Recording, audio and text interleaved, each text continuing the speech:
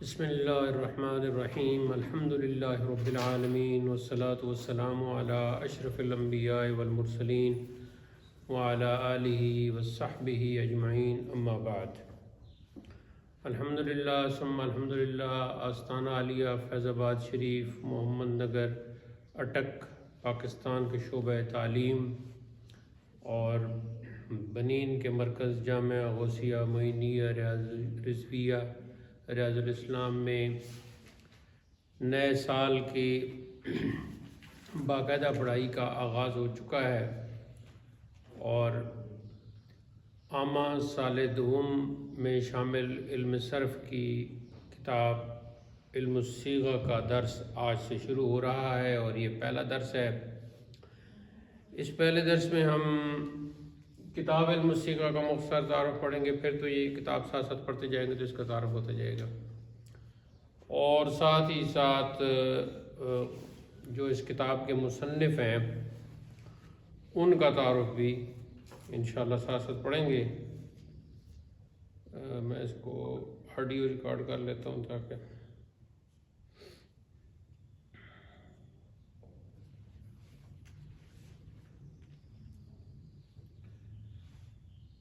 تو درس کا باقاعدہ آغاز کرتے ہیں۔ درس علم الصیغہ نمبر 1۔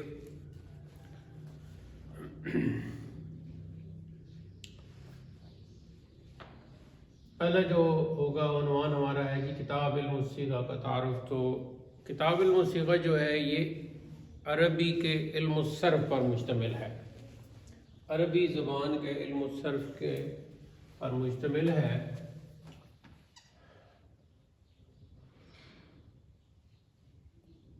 علم الصیغہ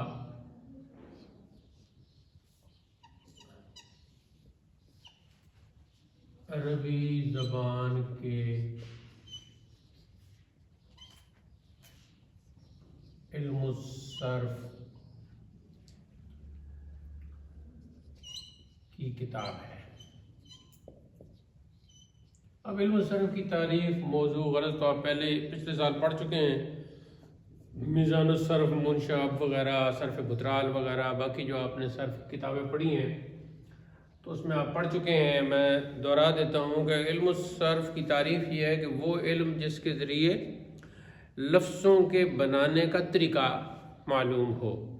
اس علم میں لفظوں کے بنانے کا طریقہ معلوم ہوتا ہے اور موضوع اس کا الفاظ ہی ہیں، وہی الفاظ، کلمات جن کے بنانے کا طریقہ ہم نے سیکھنا ہے، وہی کلمات اس کا موضوع ہیں۔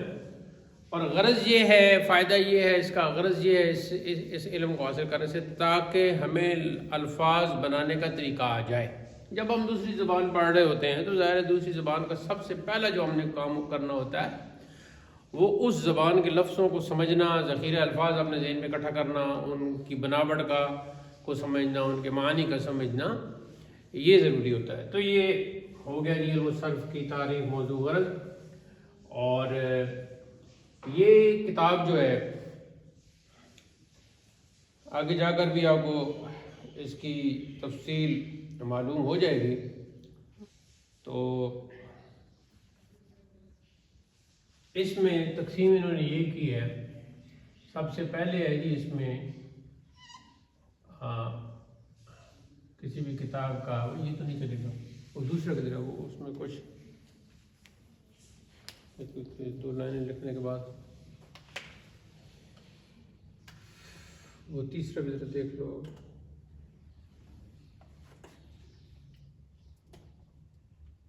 تو یہ ہے جی خطبہ کتاب، جو ابھی تھوڑی دیر بعد ہم پڑھیں گے۔ اس کے بعد ہے جی دوسرے نمبر پر مقدمہ۔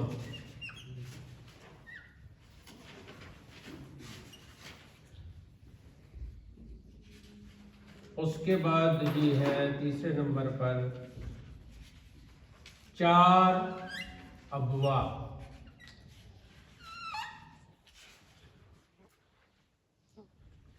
اور چوتھے نمبر پر ہے جی خاتمہ۔ تو کتاب کے آغاز میں زبان اس کی ہے جی فارسی۔ فارسی زبان میں یہ کتاب لکھی گئی ہے اور ہے عربی علم الصرف پر. عربی علم الصرف کی کتاب ہے علم الصیغہ، اور علم الصرف کا ایک نام علم الصیغہ بھی ہے. صیغہ مجازی طور پر لفظ کو ہی کہتے ہیں. اور شروع میں عربی میں خطبہ ہے جس میں یہ بتایا گیا کہ یہ کتاب کیسے لکھی اور کیوں لکھی. پھر اس کے بعد مقدمہ ہے. مقدمہ میں کلمہ اور اس کی اقسام بیان کی گئی ہیں. کلمہ اور اس کی اقسام، کوئی بھی لفظ جو ہوتا ہے اسے کلمہ کہتے ہیں. اس کے بعد 4 بڑے باب ہیں اور پھر آخر میں خاتمہ ہے. اب کتاب کا خطبہ اور اس طرف بڑھنے سے پہلے اور دعائیہ کلمات پڑھنے سے پہلے ہم ذرا مختصر انداز میں مصنف کا تعارف پڑھیں گے.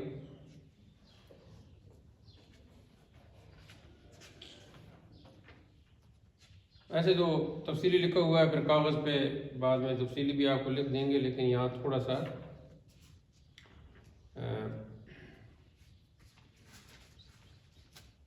میں آپ کو سمجھا دیتا ہوں. اصل نام ہے جی ان کا، اب یہ جو ہے نا ایسے کر لیتے ہیں، محمد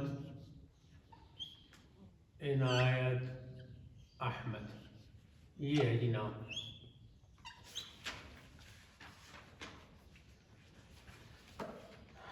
آپ تھے جی اپنی کاسٹ کے اعتبار سے قریشی النسل.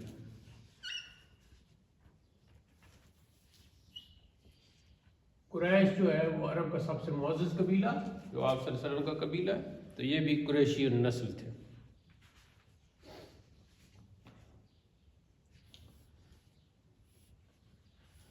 نو شوال، اور لطف کی بات ہے کہ شوال ہی کا مہینہ جاری ہے، شوال ہی میں نیا سال شروع ہوتا ہے، اور ان حضرت کی پیدائش بھی شوال میں ہوئی. 9 شوال 1228 ہجری، یہ ان کی ولادت ہے. ولادت 9 شوال 1228 ہجری. گاؤں ہے جی ان کا دیوا، اور یہ ضلع ہے بارہ بنکی.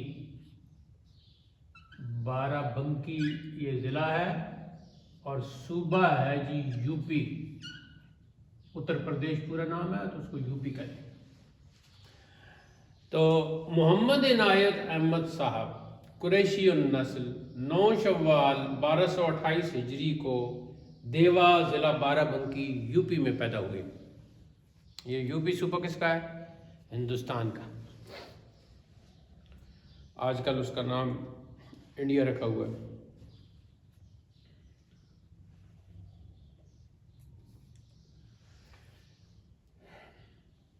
اچھا، اس کے بعد کچھ عرصے کے بعد آپ کے والد آپ کو لے کر اور اپنے باقی رشتہ داروں کے ساتھ، جو آپ کا ننہال کا علاقہ تھا اس کا نام ہے جی کاکوری، تو کاکوری میں پھر رہائش پذیر ہو گئے. دیوا سے کاکوری چلے گئے، وہاں آپ کا ننہال تھا آلریڈی، وہاں رہائش پذیر ہو گئے. اور اس کے بعد پھر جتنا بھی ان کا خاندان تھا وہ کاکوری میں، یعنی اب تک کاکوری میں ان کی اولاد آ رہی ہے. اب اس کے بعد آتی ہے جی تعلیم. تعلیم آپ نے کاکوری میں حاصل کی، ابتدائی جو تعلیم تھی وہ کاکوری میں ہی حاصل کی. پھر 13 سال کی عمر میں رامپور چلے گئے، یعنی ابتدائی تعلیم ہو گئی کاکوری، اس کے بعد رامپور چلے گئے.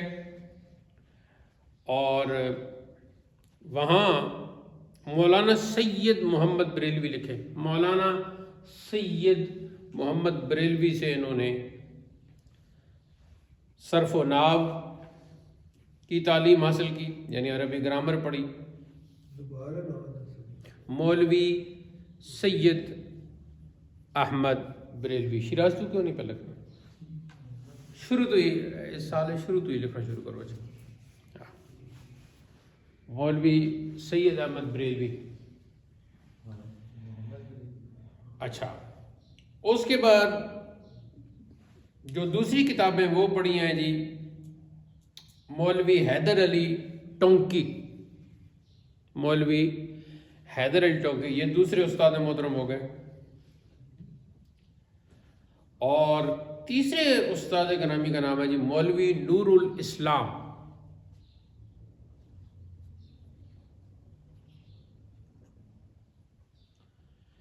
ان سے کتابیں پڑھنے کے بعد تیسرا شہر ہے جی تعلیمی سلسلے میں دہلی، پھر دہلی چلے گئے۔ دہلی پہنچ کر مولانا بزرگ علی ماراروی،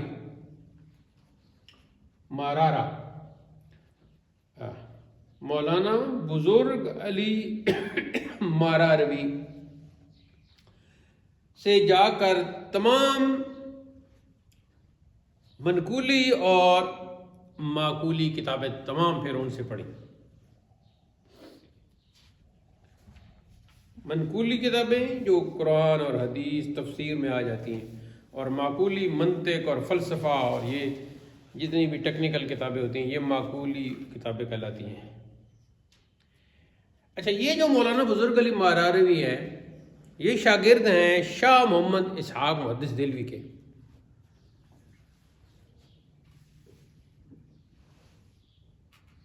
اب جب تمام مولانا بزرگ علی ماراروی سے تمام کتابیں پڑھ لی، فارغ التحصیل ہو گئے، تو اس کے بعد انہوں نے اگلا جو مرحلہ ہے وہ شروع کی جی تدریس، یعنی پڑھانا، تدریس شروع کی۔ تدریس میں پہلا مرکز جو ہے جامع مسجد علی گڑھ میں جو مدرسہ بنا ہوا تھا اس میں مدرس مقرر ہو گئے، اور پھر 1 سال تک پڑھاتے رہے۔ پھر اسی مدرسہ علی گڑھ میں مفتی اور منصف مقرر ہوئے، وہاں پھر مفتی بھی مقرر ہو گئے اور منصف بھی مقرر ہو گئے، یعنی کہ جج جنہیں کہتے ہیں۔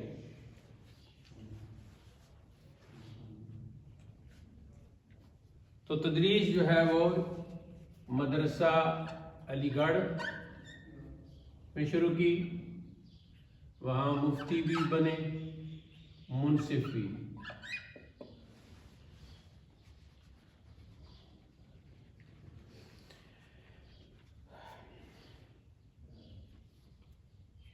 اس کے بعد یہ بریلی چلے گئے۔ یہ علی گڑھ، بریلی وغیرہ یہ سارے یو پی میں آتے ہیں۔ پھر بریلی آ گئے، یہاں بھی درس و تدریس کا سلسلہ جاری رہا، اور یہاں صدر امین مقرر ہوئے۔ صدر امین ایک عہدہ ہے، تو وہاں صدر امین مقرر ہوئے۔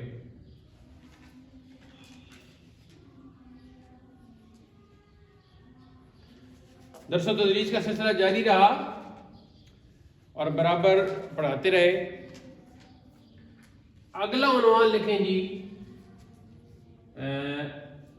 شاگرد۔ تو بس ظاہر ادھر بھی پڑھاتے رہے، ادھر بھی پڑھاتے رہے، تو بہت ہی شاگرد ہیں، لیکن خصوصی شاگرد جو ہیں ان میں پہلے نمبر پر ہیں جی مولوی لطف اللہ علی گڑھی۔ یہ بہت بڑی شخصیت ہیں، خود بہت بڑے استاد ہیں، مولوی لطف اللہ علی گڑھی۔ دوسرے نمبر پر لکھیں جی قاضی عبد الجلیل۔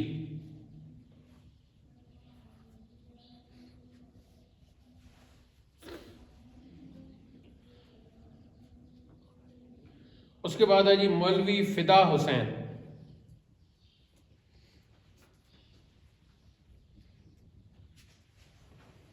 اور اس کے بعد ہیں جی نواب. یہ لفظ جو ہے نا پنجابی میں ہم نواب کہتے ہیں لیکن اصل میں ہے نواب. نون کے اوپر پیش ہے اور واؤ کے اوپر شد ہے. نواب عبدالعزیز خان. نواب عبدالعزیز خان یہ جو ہے نا 1 2 3 4 یہ خاص شاگرد ہیں آپ کے اور یہ خود جو ہے بہت بڑے استاد ہیں. یہ سلسلہ ہوتا رہا جی. اب اس کے بعد کیا ہوگا آگے تھوڑا سا حال پھر کبھی تفصیل سے بعد میں بیان کریں گے. مختصر کرتے تھے کہ 1857 میں انگریزوں کے ساتھ آپ نے جنگ آزادی جب وہ سب لڑی گئی تو اس میں آپ بھی شریک تھے. 1857 میں انگریزوں کے ساتھ آزادی کی جنگ جو لڑی گئی تھی اس میں آپ بھی شریک تھے. تو یہ ظاہر ہے مسلمانوں کے حالات کچھ اس قسم کے تھے تو یہ تحریک ناکام ہوئی تو انگریزوں کا دوبارہ تسلط شروع ہو گیا. تو پھر انہوں نے بڑے بڑے علماء کو قید کر لیا تھا. تو جن علماء کو قید کیا ان میں یہ مفتی عنایت احمد, ان کا جو مشہور نام ہے وہ ہے جی مفتی محمد عنایت احمد کاکوروی. اس سے یہ مشہور ہے مفتی محمد عنایت احمد کاکوروی. تو ان کو اور ان کے جو قریبی ساتھی تھے ان کو بھی انگریزوں نے قید کر لیا اور قید کر کے 4 سال کے لیے ان کو جزیرہ انڈمان وہاں ان کو بھیج دیا. اب جب قید کی حالت میں تھے تو وہاں آپ نے کچھ کام کیے میں حیران کون. پہلا کام اس قید کے دوران آپ نے یہ کیا کہ قرآن مجید حفظ کیا. قید کے دنوں میں لکھتی جاؤ یہ قید کے دنوں میں سب سے پہلے مفتی صاحب نے قرآن مجید حفظ کیا.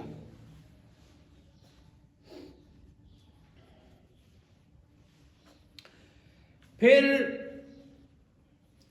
آپ صلی اللہ علیہ وسلم کی سیرت کی کتاب لکھی جس کا نام ہے تواریخ حبیب الہ. یہ تاریخی نام ہے, نکالو ذرا. تواریخ حبیب الہ ادھر لکھو تو مار کر کام نہیں کر رہا. تواریخ حبیب الہ.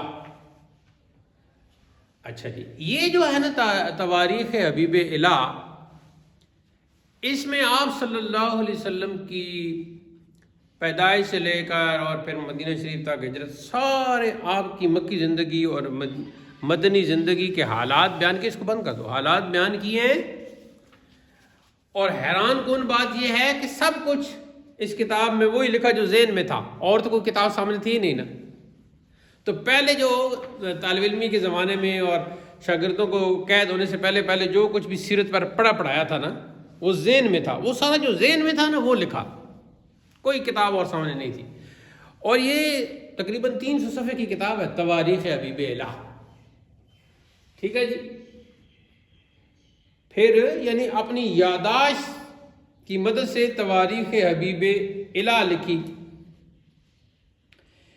پھر آپ کے جو ساتھی وہاں موجود تھے نا ان میں ایک اور حافظ صاحب بھی تھے تو ان کو علم صرف پڑھانا شروع کیا. تو وہ جو ان کو علم صرف پڑھاتے تھے نا زبانی جو کچھ ذہن میں تھا ان کو پڑھاتے رہتے تھے. یہ وہی کتاب علم صیغہ بن گئی ہے جس کا ذکر ابھی خطبے میں کیا, آگے آ جاتا ہے. کوئی گرامر کی کتاب ہماری طرح یہ نہیں کہ 100 کتاب ادھر 100 کتاب ادھر 200 کتاب ادھر 300 کتابوں کو سامنے رکھ کے کوئی کتاب لکھی. اس طرح نہیں, ذہن میں جو کچھ تھا. اچھا جی پھر ایسے ہوا کہ آگے نام لکھیں جی. یاقوت حموی کی مشہور کتاب ہے موجم البلدان. یاقوت حموی کی عربی میں مشہور کتاب ہے موجم البلدان. موجم کا لفظ جو ہے ڈکشنری کے لیے استعمال ہوتا ہے اور بلدان بلد کی جمع ہے. مختلف شہروں کے اس میں حالات ہیں, تعارف کروایا گیا ہے. تو وہ جو موجم البلدان کتاب تھی ایک انگریز کو بہت پسند تھی، جو ادھر افسر وغیرہ لگے ہوئے تھے انگریز، تو اس نے کہا کہ مفتی صاحب آپ اس کتاب کا اردو میں ترجمہ کریں۔ تو اردو 2 سال آپ ایسا سے ترجمہ کرتے رہے، اور 2 سال میں وہ ترجمہ مکمل ہوا، اور جب ترجمہ مکمل ہوا تو وہ خوش ہوئے اس ترجمے سے، اور پھر آپ کو رہا کر دیا گیا۔ تو دیکھو علم پڑھنے اور ترجمہ کرنے کا کتنا فائدہ ہے، کہ اگر آپ قید ہو جاؤ اور اگر آپ پڑھے لکھے ہو تو کوئی ترجمہ کر کے آپ رہا ہو سکتے ہو، زبان سے بھی ترجمہ کر سکتے ہو، بول کر بھی اور لکھ کر بھی۔ اچھا، اسی دوران آپ نے کچھ اور کتابیں بھی لکھی، ایک آپ کی کتاب تجوید پر بھی ہے، البیان الجزیل، اس کی ہم نے تسہیل بھی کی تھی پیر ہادی سرکار نے، وہ بڑی اچھی کتاب ہے۔ اس میں یہاں دورہ قرات میں اس میں سے بھی کچھ دیکھ کے پڑھاتا تھا، تو وہ بھی وہاں لکھی۔ ایک درود پر کتاب ہے، وہ بھی وہاں لکھی، اور کچھ کتابیں بھی لکھی، 20 سے زیادہ کتابیں ہیں آپ کی، یہ بھی لکھ لیں۔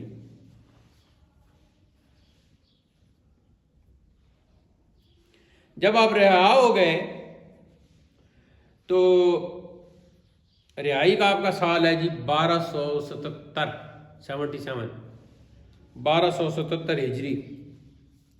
تو 1277 ہجری میں رہائی پا کر دوبارہ پھر کاکوری آ گئے، اور جیسا کہ میں نے کہا کہ کاکوری میں ہی آپ کا بعد میں سارا خاندان رہا، اور اب تک بھی جو آپ کی اولاد آ رہی ہے، کوئی اگر کوئی ہے تو وہ کاکوری میں ہی ملے گا۔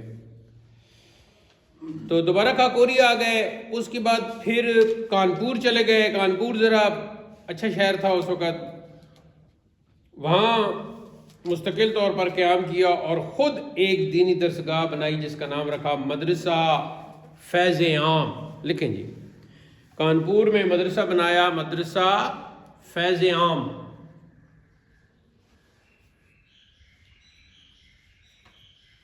تو وہاں آپ نے پڑھانا شروع کر دیا۔ وہاں آپ کے جو شاگرد ہیں مولوی حسین شاہ بخاری، ان کو بنایا جی مدرس اول، اور دوسرے جن کا میں نے پہلے ذکر کروایا شاگرد کا مولانا لطف اللہ علی گڑھی، ان کو دوسرا مدرس دوم مقرر کیا۔ اپنے شاگرد مولوی حسین شاہ بخاری کو مدرس اول بنایا وہاں، اور مولوی لطف اللہ علی گڑھی جو بہت بڑے استاد ہیں اور آپ کے شاگرد ہیں، ان کو مدرس دوم مقرر کیا۔ اور حج کا موقع تھا اور آپ حج کے لیے روانہ ہو گئے۔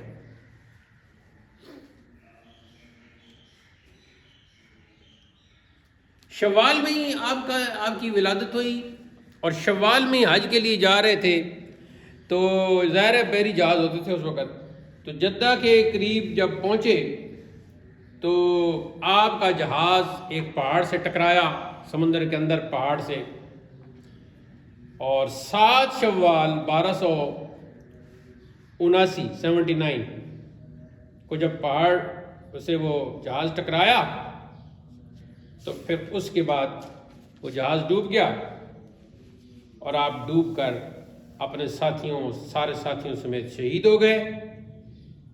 آپ اس وقت نماز ادا کر رہے تھے، جیسا کہ وہ واقعہ بیان کیا جاتا ہے، اور سب نے احرام باندھا ہوا تھا، تو آپ بھی حالت احرام میں تھے، نماز ادا کر رہے تھے جب جہاز ڈوبا۔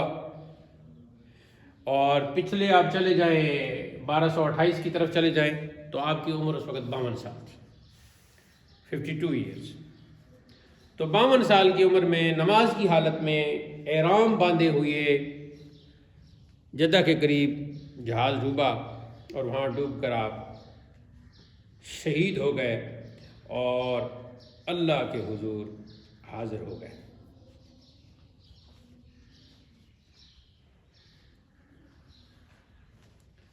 تو یہ جی تعارف ہے، یہ آپ نے آپس میں تکرار بھی کر لینا ہے، یاد کر لینا ہے، ایک ایک بات کو یاد کر لینا ہے۔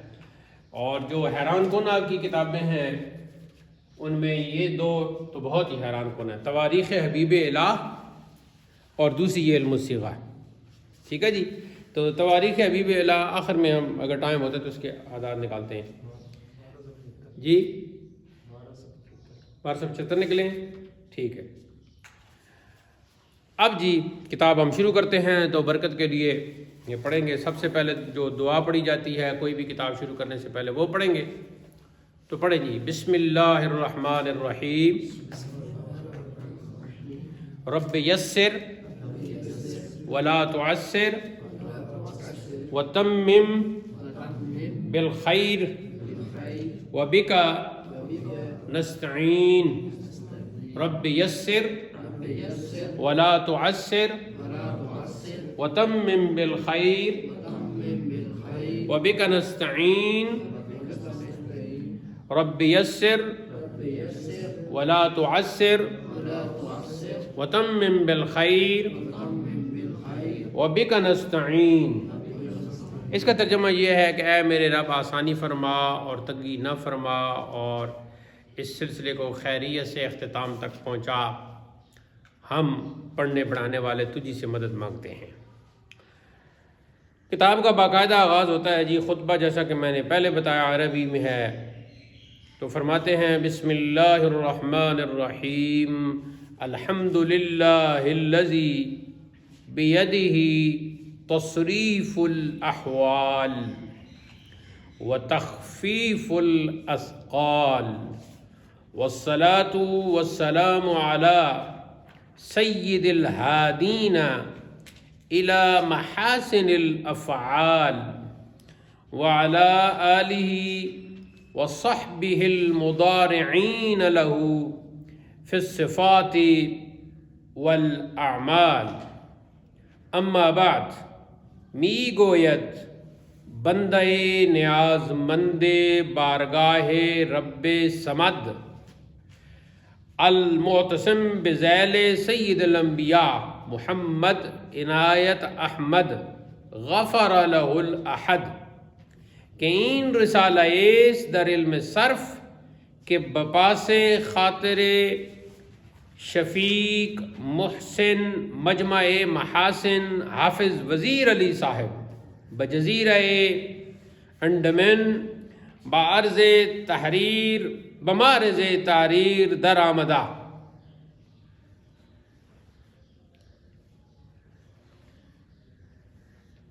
آگے فرماتے ہیں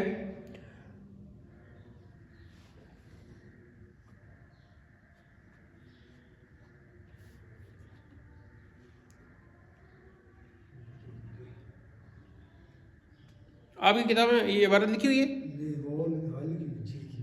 اچھا ذرا دکھائیں مجھے کیا لفظ۔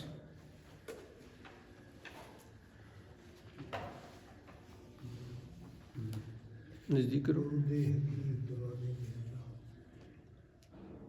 ہاں ورود، ٹھیک ہو گئے۔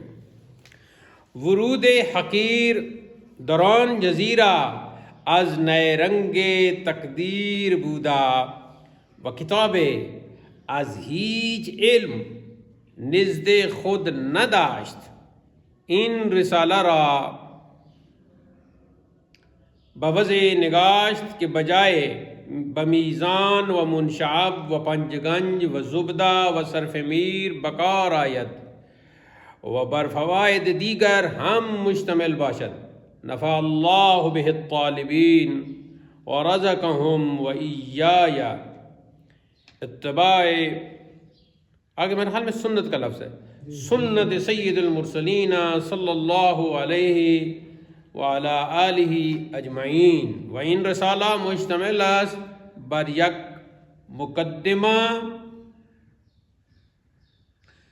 4 ابواب و خاتمہ۔ تو یہ ہے جی حضرت کا ابتدائیہ۔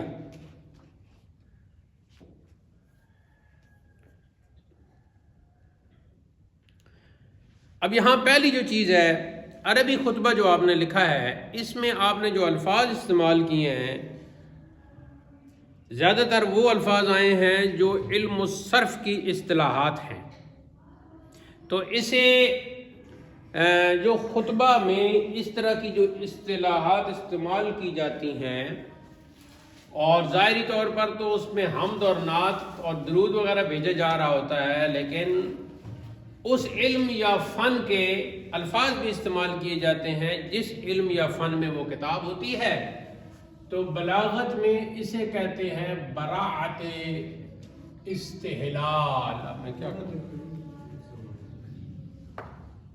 براعت استحلال. وہ ہے کچھ قابل؟ پہلے آپ کو یہاں ٹھیک رکھنا چاہیے تھا نا.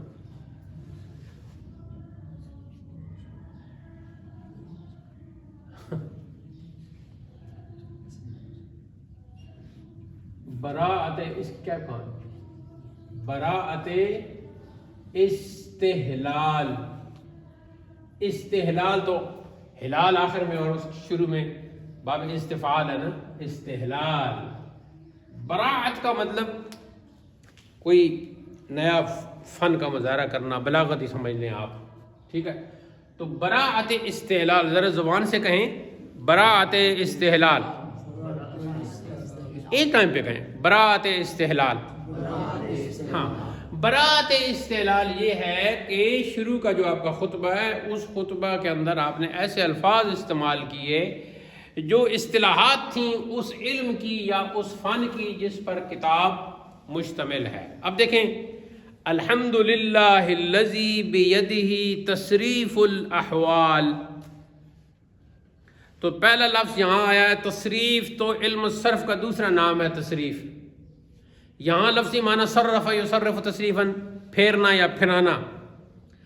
احوال حال کی جمع ہے، تو مختلف جو صیغے تبدیل ہوتے ہیں وہ صیغوں کے احوال ہوتے ہیں. آگے ہے جی وہ تخفیف الاثقال. تو تخفیف جو ہے یہ بھی علم صرف کی اور علم تجوید میں بھی استعمال ہوتی ہے. یہ اصطلاح ہے. کہیں تخفیف کرتے ہیں، حمزہ ختم کر دیتے ہیں، کہیں یا کو ختم کر دیتے ہیں، کہیں واو کی جگہ حمزہ لے آتے ہیں. تو یہ سارا جو تخفیف کا عمل ہے آگے جا کے آپ پڑھو گے، یہ بھی علم صرف کی اصطلاح ہے. آگے فرمایا والصلاۃ والسلام علی سید الہادین الی محاسن الافعال. افعال فعل کی جمع، یہ بھی علم صرف کی اصطلاح ہے. آگے فرمایا وعلی آلہ وصحب المضارعین. مضارع کی جمع، فعل مضارع خود آپ پڑھو گے، یہ اس کی جمع آ گئی. فی الصفات والاعمال. اب ترجمہ یہ ہے جی کہ تمام تعریفیں اللہ کے لیے ثابت ہیں. جی محاسن اقوال افعال دوسری کتاب پر بھی ایسے لکھا ہوا ہے جی اقوال. اچھا ہاں، اس کو آپ افعال کر لیں. میں جس کتاب سے آپ کو پڑھا رہا ہوں میں آپ کو دکھاتا ہوں، وہ ہے جی ہاں یہ 1336 میں یہ کتاب چھپی ہے، اصل فارسی. میں اس سے آپ کو پڑھا رہا ہوں. اور یہ نظر آ رہا ہے. ٹھیک ہے. اب میں آپ کو یہ جو پرانی نئی کتابیں ہوتی ہیں ان میں اس قسم کی غلطیاں، یہ دیکھو سمجھ آ گئی. تو نئی کتابوں میں جو غلطی ہو وہ دور کر لیا کریں. یہاں افعال ہے، تو افعال فعل کی جمع. تو یہ کتنے اس میں آ گئے جی؟ براعت استحلال کے حوالے سے کتنے آ گئے؟ سب سے پہلے اس میں یہ سارے لکھ لیں. سب سے پہلے آیا ہے جی تصریف، علم صرف کا دوسرا نام. پھر ہے جی احوال، پھر ہے جی تخفیف،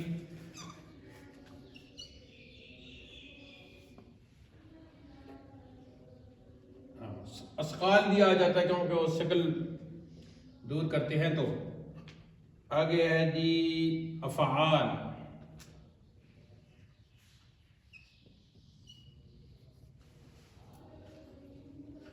تو یہ براعت استحلال ہے.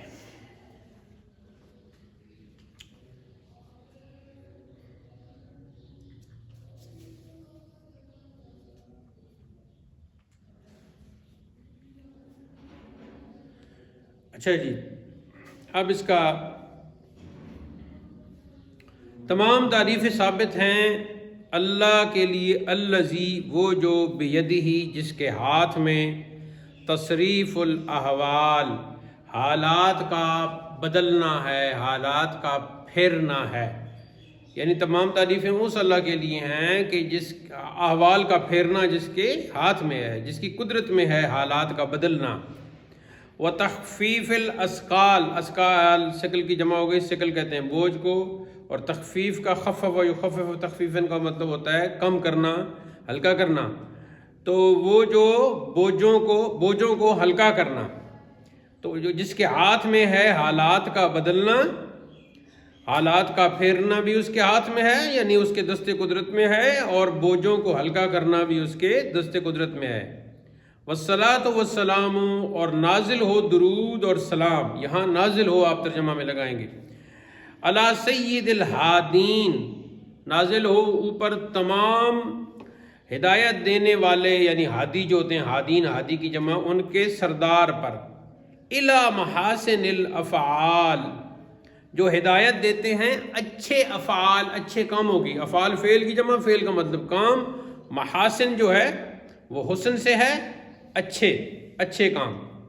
وعلی آلہ، اور درود و سلام نازل ہو آپ کی آل پر، وصحبہ، اور آپ کے اصحاب پر۔ صحب بھی یہ جمع ہے۔ المدارعین، جو مشابہ ہیں، مدارع کا لفظی معنی ہوتا ہے مشابہ، ہم مثل انگلش میں آپ کہیں گے لائک، یعنی دس لائک دیٹ، یہ اس کے مشابہ ہے، تو یہ مدارع کا مطلب ہے مشابہ۔ تو مدارعین جمع ہو گئی، مدارعون اور مدارعین جمع ہو گئی، جو مشابہ ہیں آپ کے، لہو آپ کے، فی الصفات، صفات میں، یعنی بعض صفات جو ہیں آپ صلی اللہ علیہ وسلم کی وہ آپ کے آل میں اور آپ کے اصحاب میں بھی ہیں۔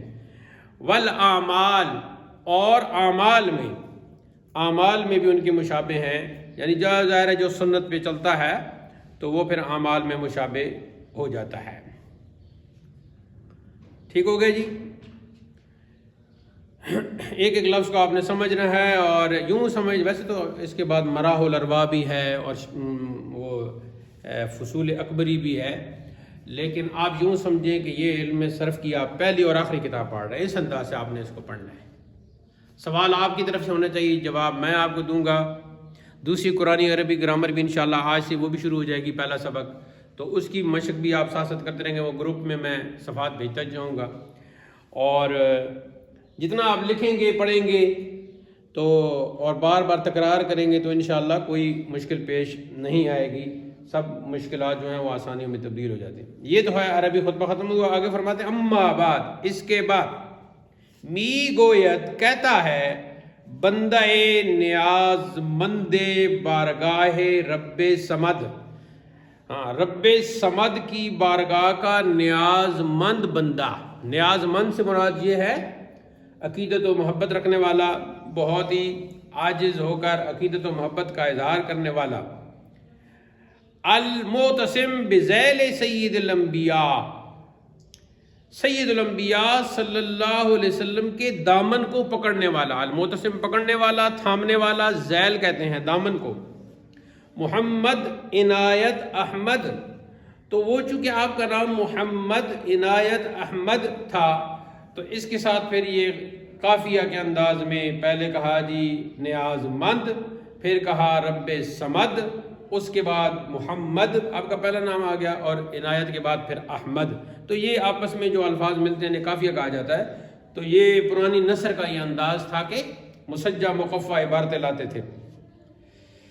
غفر لہ الاحد، احد سے مراد اللہ تعالیٰ، اللہ احد یعنی اللہ ان کو بخشے۔ غفرہ جو ہے نا یہ فعل ماضی ہے، لیکن فعل ماضی لکھ لو آگے، ضابطہ لکھو کہ فعل ماضی جب دعا میں آئے تو وہ مستقبل کا معنی دیتا ہے۔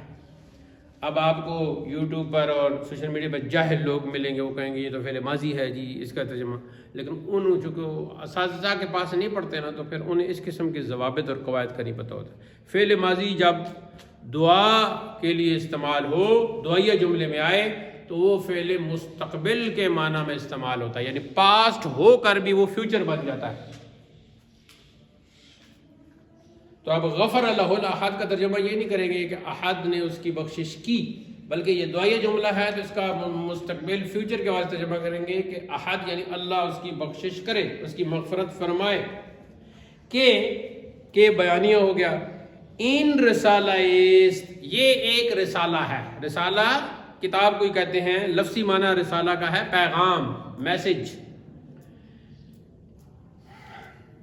یہ ایک رسالہ ہے در علم صرف، علم صرف میں.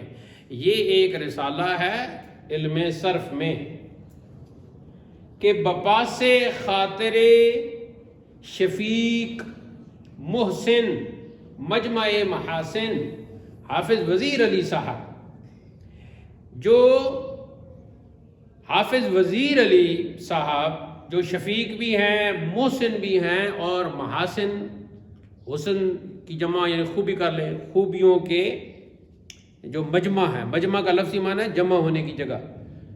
تو جو خوبیوں کا مجمع ہے، خوبیوں کے حامل ہیں، محسن ہیں، شفیق ہیں، ان خاطر کہتے ہیں دل کو.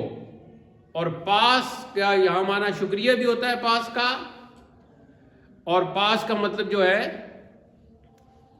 برائے کے لیے، دلجوئی. تو ان کی دلجوئی کے لیے، ان کی دلی محبت کے لیے حافظ وزیر علی جو شفیق، محسن اور خوبیوں کا مرکز ہیں، مجمع ہیں، مجموعہ ہیں، آپ کر لیں مجمع کا ترجمہ مجموعہ کر لیں، جو خوبیوں کا مجموعہ ہیں حافظ وزیر علی صاحب بجزیرہ انڈمان، یہاں لکھا ہوا انڈمان بھی پڑھتے ہیں، انڈمان بھی پڑھتے ہیں، ان کے لیے بمارز تحریر در آمد، تحریر کی مارز میں لایا گیا. مارز کہتے ہیں وہ چیز جس میں آپ کوئی چیز پیش کرتے ہیں، وہ مارز ہو گیا.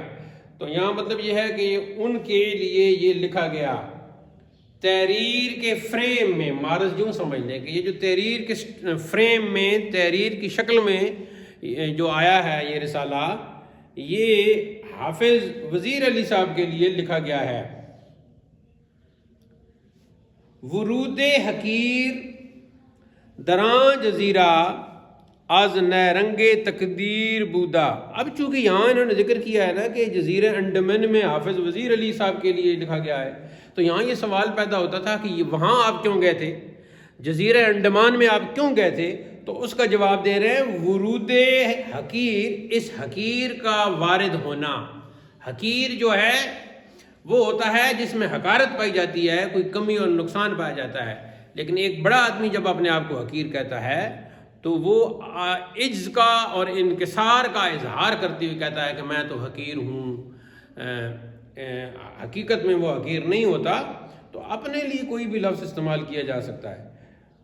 تو اس جزیرہ میں، ورود کا مطلب ہے آنا، اس جزیرہ میں حقیر کا آنا از نیرنگ تقدیر بودا، تقدیر کی نیرنگی کی وجہ سے تھا.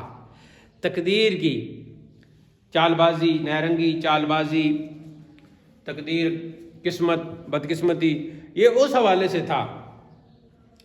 وہ کتابیں از ہیچ علم نزد خود نہ داشت، اور یہ حقیر کسی بھی علم کی کوئی بھی کتاب اپنے پاس نہیں رکھتا تھا. دیکھو کتابیں، اس کے ساتھ جو یا ہے نا، یہ یا تنکیر ہے، نکرہ کے لیے استعمال، یعنی کوئی کتاب، یعنی کوئی بھی کتاب نہیں تھی. از ہیچ علم، کسی بھی علم کی، نزد خود، اپنے پاس، میرے پاس، اس حقیر کے پاس، خود نہ داشت، نہیں رکھتا تھا. این رسالہ را، اس رسالے کو. اب اگلا سوال یہ ہے کہ وہ تو ہمیں پتہ چل گیا، اب آپ نے اس رسالے کو لکھا کس انداز سے؟ تو کہتے ہیں این رسالہ را بوضع نگاشت، اس حقیر نے اس رسالے کو اس انداز سے لکھا. نگاشت لکھا، نگاشتن سے ہے لکھنا، اور اسی سے نگار بھی لکھا ہوا ہے، جسے کہتے ہیں افسانہ نگار ہیں، اور قطع نگار. تو نگار نگاشتن سے نکلا ہوا ہے، لکھنے والا پھر نگار بن جاتا ہے. بوضع، انداز، وضع کا مطلب ہے انداز، سٹائل. اس سٹائل سے، اس انداز سے لکھا کہ بجائے بمیزان و منشاب و پنجگج و زبدہ و صرف میر. یہ کتابوں کے نام ہیں جی، یہ ایک ایک کر کتابوں کے نام لکھ لیں. بکار آیت، اس انداز سے لکھا کہ میزان، منشاب 2 ہو گئی، پنج گنج 3، ان سب کا میں نے ترجمہ کیا ہوا ہے. زبدہ 4 اور صرف میر 5. ان 5 کتابوں کی جگہ یہ کام آ جائے.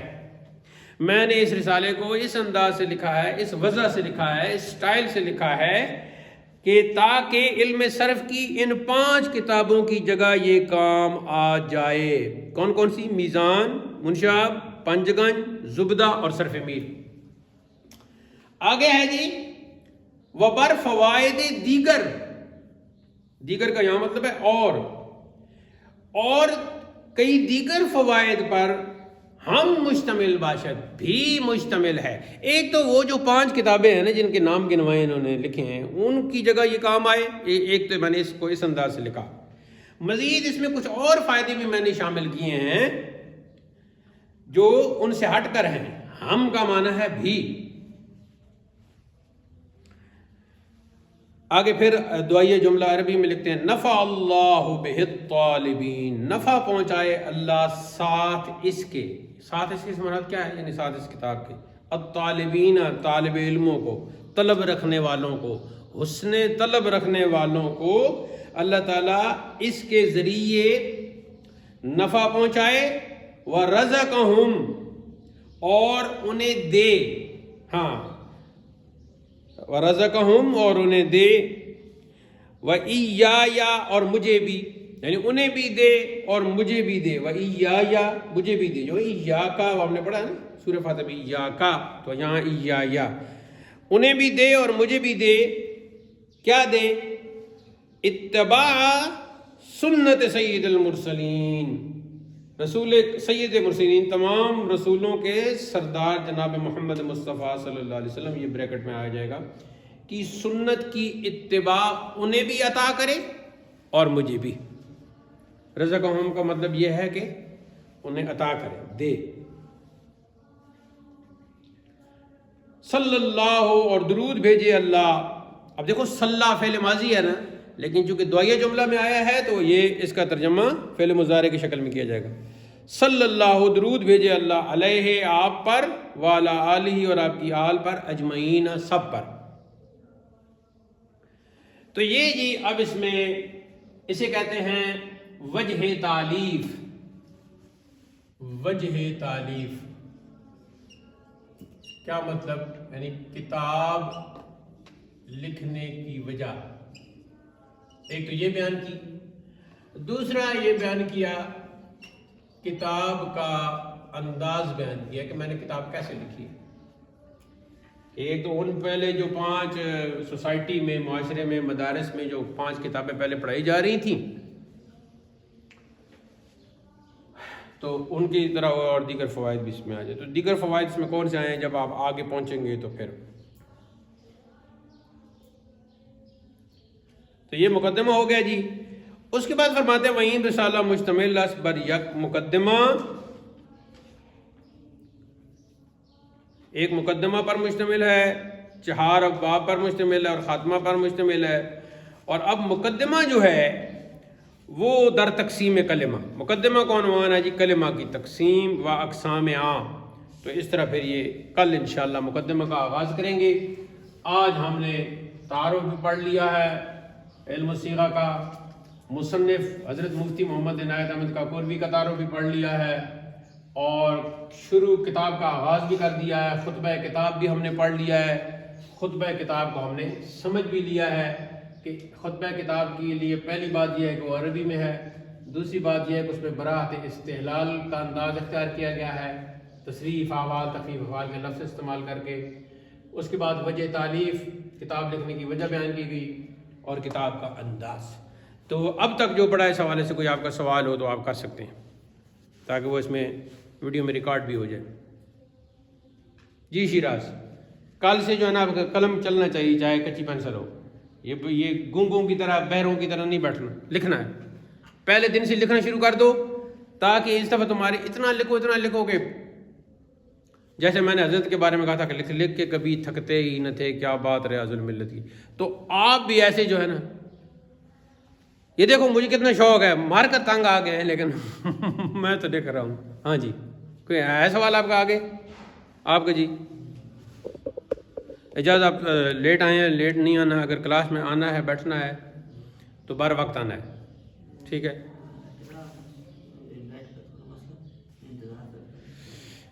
ہاں جی کوئی سوال ہے آپ کا؟